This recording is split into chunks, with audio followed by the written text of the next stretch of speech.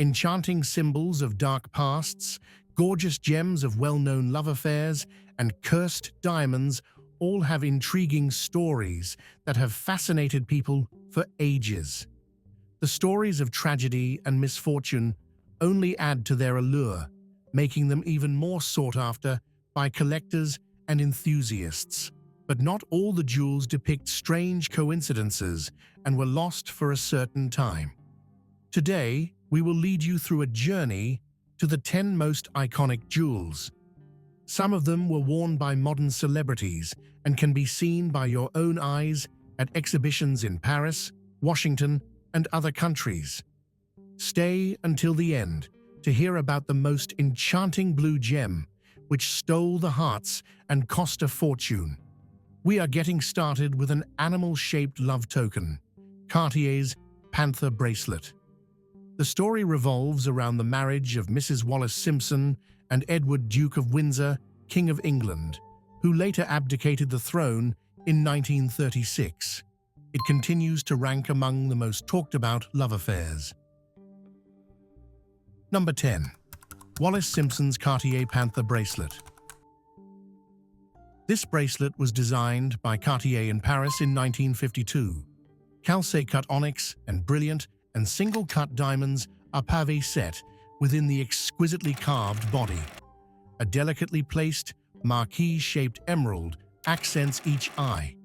Aside from the delicate lines and green eyes of the graceful panther, this bracelet's most notable characteristic is its considerable movement. Rather than being stiff like a bangle, the bracelet can wrap itself over the wrist of a fortunate wearer, since the panther is jointed all the way around. Wallis Simpson, whose relationship with Edward VIII resulted in his abdication, wanted a lifelike stalking panther to adorn her wrist, and Jean Toussaint, known for a large movable cat jewelry line, brought her vision to life. The Panther bracelet was the third and most impressive of a line of big cat jewels created by Cartier for the Duchess of Windsor. In 2010, a love token was sold at Sotheby's auction for a world record $7.3 million. Madonna is rumored to have attempted to bid on the bracelet before it went up for auction, but the buyer, who ended up shelling out a hefty sum for the feline finery, was never revealed. Number 9. The Breakfast at Tiffanys Diamond. This exceptional yellow diamond, which was purchased by Charles Louis Tiffany, the founder of Tiffany & Co., for $18,000 in the 1870s and made famous by Audrey Hepburn for the 1961 movie Breakfast at Tiffany's, had a troubled past. Only 4 women have ever worn the 128.5 4-carat gem: Lady Gaga, Beyoncé, Audrey Hepburn, and socialite Mary Whitehouse. But what is the case that disrupted the jewel's fabulous looks? The diamond was discovered in the Kimberley mine in South Africa in 1877. Laborers there were infamously subjected to horrific working conditions and poor wages during British colonial control. Writer Karen Attiah argues in a 2021 Washington Post column that the term blood diamond should be expanded to include diamonds like this one, in recognition of the thousands of African lives that were lost and communities destroyed in the colonial quest to control the continent's resources. Despite the horrific labor version, the Tiffany diamond was reset in 2012 to celebrate Tiffany & Company's 175th anniversary. The gem was set in a necklace with almost 100 carats of white diamonds. 7 years later, Lady Gaga made her red carpet debut in her new look at the 2019 Oscars, where she won an Academy Award for Best Original Song. And what are your thoughts about the controversy around the diamond? Number 8. The Atala Cross. Kardashian's striking cross was made in the 1920s by London jeweler Gerard, and it features 5.2 carat diamonds set against square-cut amethysts. Its story goes back to the Princess of Wales, who was once shown wearing a striking pendant. Diana, Princess of Wales, was a fan of the brand, and it was most famous for creating her engagement ring. However, the jeweled pendant was never truly Diana's. Rather, it was loaned to her multiple times by its namesake, Naim Atala, who was at the time Diana's personal friend and co-managing director of Asprey and Gerard. At all times, the princess was the only one permitted to wear the pendant. Kardashian is a current fitting owner for the piece she bought for almost $200,000 at a Sotheby's auction. The crucifix, which is both vivid and striking, marks a change in Diana's increasingly assertive fashion during the 1980s. A head of jewelry at Sotheby's London, Christiane Spofford, noted that the jewel represents the princess's increasing confidence in her sense of style and taste in jewelry at that specific juncture in her life. She wore the enormous cross to the Birthright charity dance in October 1987, accessorizing it with a dramatic purple dress in the Elizabethan style and a pearl necklace. Number 7. La Peregrina Pearl. La Peregrina, a stunning pear-shaped pearl discovered in 1576 off the coast of Panama, has a history as important as its shape. The pearl, which weighs 50.56 carats, was originally purchased by Philip II of Spain for his future wife, Queen Mary of England. In her famous 1554 portrait by Antoinettes, we see Queen Mary wearing the dazzling pearl as a pendant to a bejeweled brooch. Following her death in 1558, her sister, Queen Elizabeth of England, returned the renowned pearl to the Kingdom of Spain. For almost 250 years, the pearl was one of the crown jewels in Spain. Much later, in 1969, it was purchased by Richard Burton for Elizabeth Taylor and remounted on a Cartier necklace. In her memoirs, Taylor described a funny story when one day her pearl had broken free from its chain as she and Burton were seated on the couch. Glancing down, she saw her puppy biting on something on the carpet, a pearl wedged between his teeth.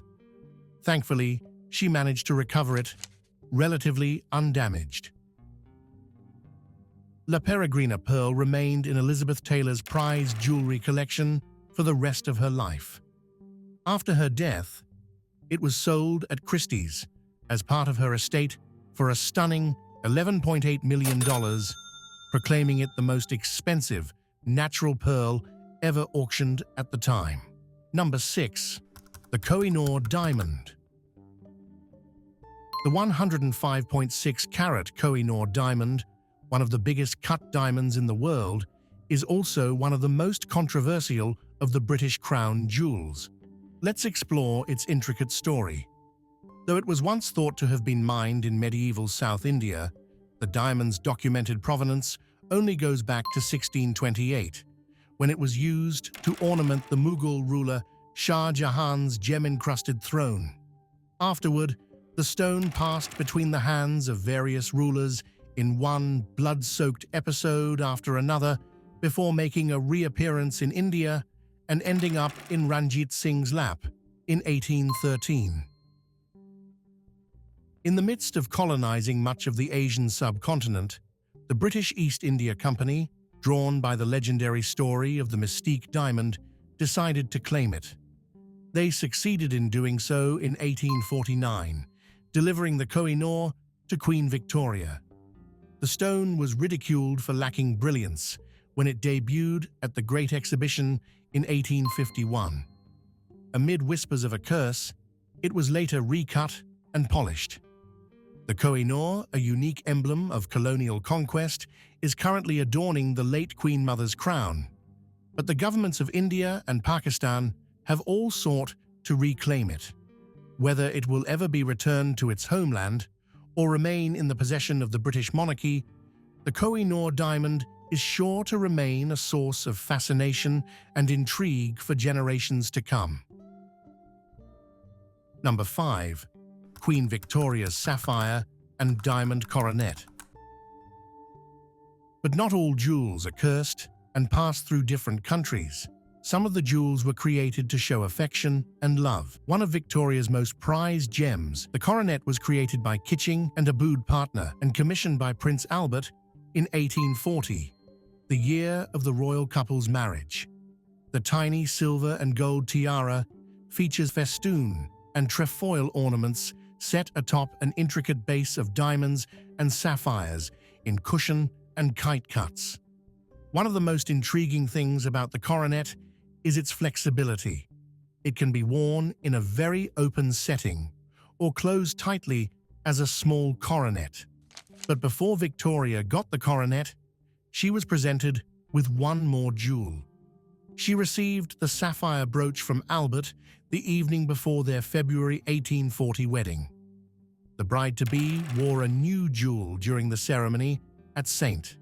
James's Palace's Chapel Royal on her wedding day, having fastened it to the lace bodice of her dress.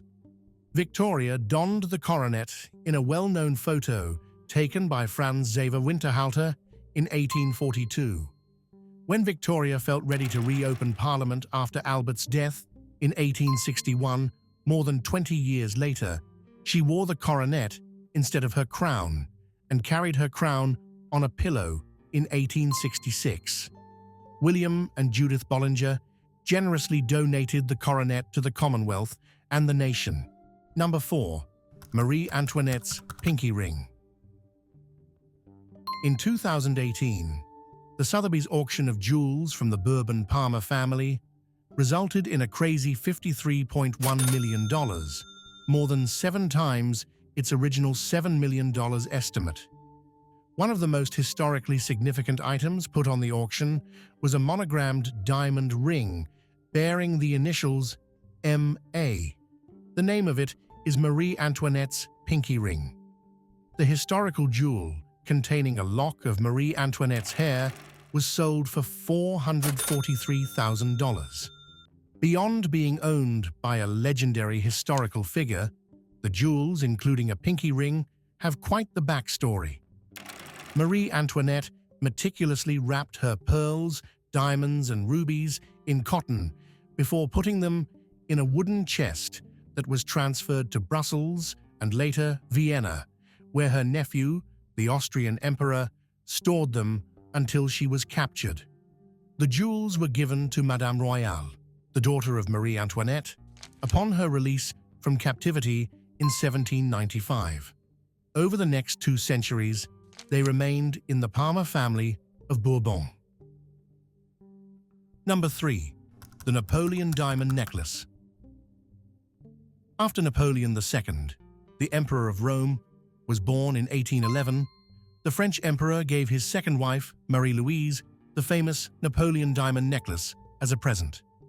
Etienne Nitto and Sons of Paris created the exquisite silver and gold design, which included 234 diamonds in its original form, according to the Smithsonian, 10 briolets, 9 pendeloques, and 28 old mine-cut diamonds that were complemented by a number of smaller stones. A little brilliant is set above each pear shape, and the 4 ovals are joined to motifs embellished with 23 smaller diamonds. A total of 12 rose-cut diamonds are placed in each of the 10 briolet mountings. The diamonds came from India or Brazil, the only significant diamond-producing areas in the world at that time. Upon Napoleon's downfall, Marie-Louise carried her jewels and returned to her native Vienna, and following her death, the necklace passed to her sister-in-law, Sophie of Austria. But the Archduchess decided to shorten it by taking out 2 stones and transforming them into earrings, which are still missing. The necklace was kept in the family until 1948, when it was eventually sold to American entrepreneur Marjorie Merriweather Post, who donated it to the Smithsonian in 1962. Now anyone can witness the amazing necklace on display in the Gem Gallery at the National Museum of Natural History next to the Marie-Louise diadem. Number 2. The Star of Asia. As we are getting closer to more phenomenal gems and cursed diamonds, we wonder whether you believe in bad omens and objects under a curse. Have you ever faced jewels with a strong negative or positive power? Now, we are taking our course to the intricate blue gem. The 330-carat blue cabochon-cut Star of Asia is one of the world's finest star sapphires and a brilliant example of September's official birthstone. The stone's origin is shrouded in mystery, despite its famed size, vibrant hue, and pointed star. The striking diamond was purchased in 1961 for the National Diamond Collection and is a main attraction at the Smithsonian National Museum of Natural History in Washington, D.C.'s Janet Annenberg Hooker Hall of Geology, Gems, and Minerals. For most of its time at the Smithsonian, curators believed the Star of Asia came from Burma's Mogok mines and once belonged to the Maharaja of Jodhpur. However, Dr. Jeffrey E. Post, curator of the National Gem Collection, revealed in his 2021 book, Unearthed, that the gem was actually mined in Sri Lanka. In 1950, the Star of Asia made its international debut in Chicago at the first United States International Trade Fair. It was put up for consignment sale in London 8 years later, and Swiss-American Jack Mason Company bought it. Mason was represented by renowned mineral dealer and collector Martin Leo Ehrman, who exchanged the star sapphire for a package of tiny faceted diamonds in 1961. Ehrman probably inflated the gem's illustrious past to increase its market value. According to the Smithsonian, the star forms when titanium atoms become stuck inside the expanding corundum crystal. The six-rayed star is created when light is correctly cut and reflects off the 3 sets of needles. The term asterism, which refers to this phenomenon, comes from the Latin word astrum, which means star. No doubt, everyone who sees the sapphire star is mesmerized by its phenomenal beauty. But the next one is called cursed, and the reason for this proclamation we are going to discover soon. Number 1. The Cursed Hope Diamond. The Hope Diamond is one of the most famous and valuable gemstones in the world. It is a large, deep blue diamond weighing 45.52 carats and is said to be worth over $250 million. However, the diamond is also famously known as the Cursed Hope Diamond due to the many tragic events and misfortunes that have befallen its various owners over the years. The Hope Diamond was originally discovered in India and was claimed to have been stolen from the eye of a sacred statue. It is believed that the curse of the diamond began when it was acquired by French merchant Jean-Baptiste Tavernier in the 17th century. Tavernier allegedly sold the diamond to King Louis XIV of France, only to be stolen during the French Revolution, amid the gossip that Louis XIV and Marie Antoinette had fallen victim to its curse. The well-known Henry Philip Hope, after whom the diamond is named, is mentioned for the first time as the diamond's subsequent owner in the Gem Collection catalogue from 1839. Regretfully, no one is aware of Hope's purchase price, or whereabouts, or who gave him the diamond. The curse of the Hope Diamond continued throughout the 20th century as it changed hands multiple times. One of the most famous incidents involves the American socialite Evelyn Walsh McLean, who bought the diamond in 1911 and saw her life fall apart, as her 2 children are said to have died while she was wearing it. Harry Winston Incorporated of New York City purchased Mrs. McLean's entire jewelry collection, including the Hope Diamond, from her estate in 1949 and later donated it to the Smithsonian Institution. Despite the supposed curse, the diamond eventually found a home in the Smithsonian Institution in Washington, D.C., where it has been on display since 1958 the Hope Diamond continues to attract visitors from around the world who are both intrigued by its beauty and fearful of its alleged curse. Whether it is just a coincidence or a real curse, would you like to approach the diamond? Do you know any similar story related to gems? Write down your thoughts and ideas for a new episode about great, iconic jewels. If you want more videos like this, like and subscribe. Thanks for watching. See you in the next videos.